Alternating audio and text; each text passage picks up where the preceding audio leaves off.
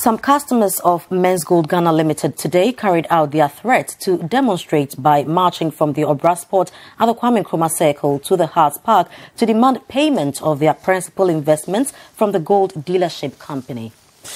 The demonstrators presented petitions to the managers of the company, Parliament, the Securities and Exchange Commission (SEC), and other authorities to help resolve their challenges. City News' Hansen Ajiman was with the protesters and reports.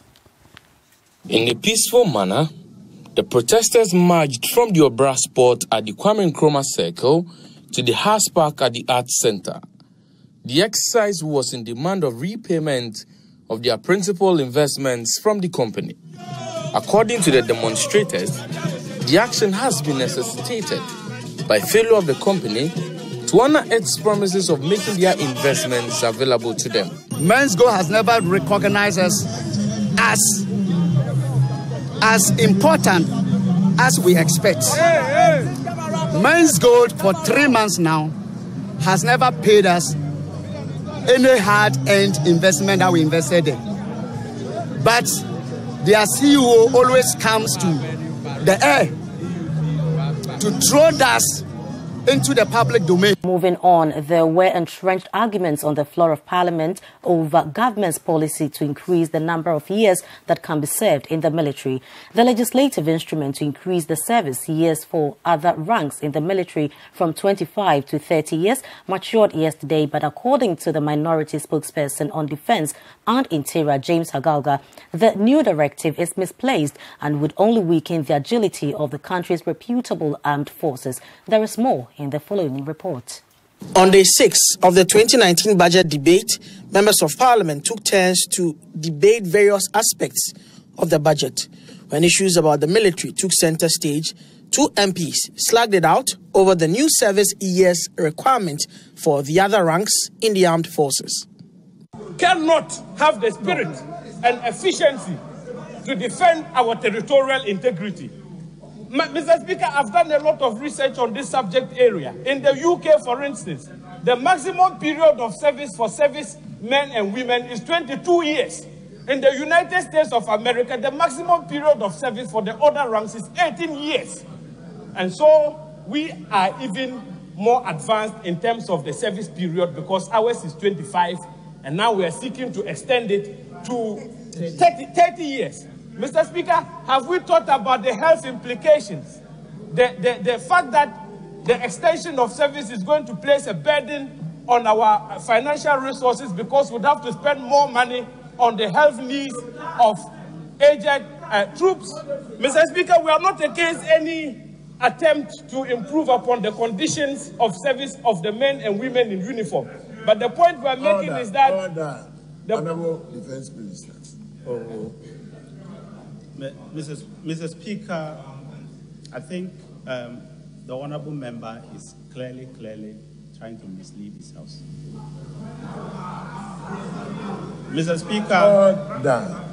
Speaker, this policy was brought to this House in the form of an LI 1332. This Parliament has accepted it. As of yesterday, the 21 days has elapsed, it has become law. So, if the honourable member, the ranking member, is now coming back to debate this matter,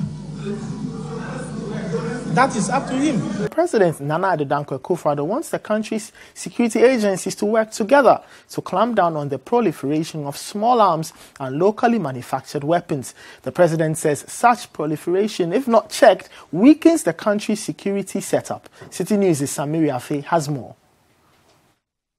Addressing the board chairman and members of the National Commission on Small Arms and Light Weapons at the Jubilee House today, President Akufo-Addo says the commission must also pay more attention to the domestic manufacturing of small arms which find its way in wrong and dangerous hands.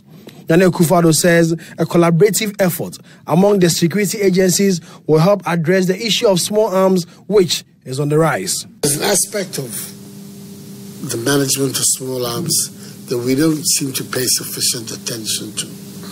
And that is the domestic manufacture of arms. There's a tendency to think that all the arms that are in proliferation in our country are smuggled in or brought in from across our borders. But in fact, our own domestic facilities for manufacturing arms, they're not very sophisticated, but they exist. And they are part of the security architecture of our country. We don't seem to have enough focus on them and the measures that we need to take to control their proliferation and their existence and the manner in which they work and produce locally made arms. It has to be very much part of your mandate. Now, Ghana's 2017 Journalist of the Year, Bernard Avle, has held a public forum rallying Ghanaians to consciously provoke a change in public discourse as a way of protecting and reshaping the future of the country. Delivering a lecture on the theme, Rethinking the National Conversation, Bernard Avle called on journalists in particular to be at the forefront in ensuring this much-needed change. Ghana's population is nearing 30 million.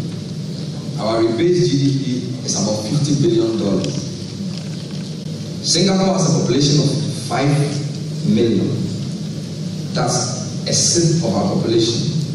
Their GDP is $300 billion. That's 6 times our GDP. Despite the hustle and bustle at Kantamandu, at traffic lights, at Shami Magazine, at Abufokai, despite all the papa moves, we're going to learn that motion doesn't equal progress, and activity cannot equate to impact or productivity. Ghana's population of 30 million depends on 2,300 megawatts of power.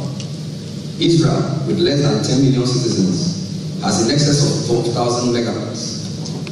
While today's talk is not about economy per se, it's an important corridor to pass through in understanding the paradox that Ghana has become.